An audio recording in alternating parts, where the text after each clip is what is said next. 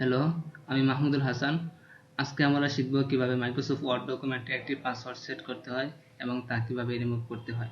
প্রথমে আমরা Microsoft word ডকুমেন্টটি open করব। সেখান থেকে ফাইল অপশনটি সিলেক্ট করব।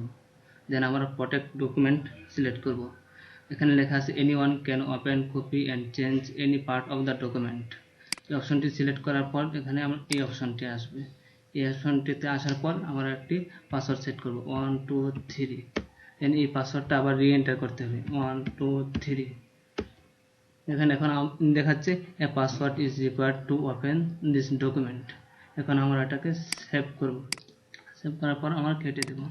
এখন যদি আমরা এই ফাইলটা ওপেন করতে চাই তাহলে একটা পাসওয়ার্ড দিতে হবে। আমরা পাসওয়ার্ড দিলাম 1 2 3। দেন ওপেন হয়ে গেল। এখন যদি আমরা চাই যে এই পাসওয়ার্ডটা রিমুভ করে দেব, অর্থাৎ এই ফাইলটি ওপেন করতে গেলে আর পাসওয়ার্ড চাইবে না, তখন আমরা পূর্বের নিয়ম অনুযায়ী আবার ফাইল অপশনে যাব। সেখান থেকে প্রোটেক্ট ডকুমেন্ট সিলেক্ট করব। সেখান থেকে আবার এই অপশনটি সিলেক্ট করব। তারপর আমরা যে পাসওয়ার্ডটা পূর্বে দিয়েছিলাম সেটা রিমুভ করে দেব। দেন ওকে দেব। দেন আমরা এটা আবার সেভ করব। এখন আমার পাসওয়ার্ডটি রিমুভ হয়ে গেছে। এখন যদি এই ফাইলটি আমরা আবার ওপেন করতে চাই তাহলে আর পাসওয়ার্ড চাইবে না।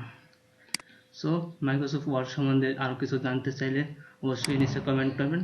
আর ভিডিওটি ভালো লাগলে লাইক করবেন। ধন্যবাদ।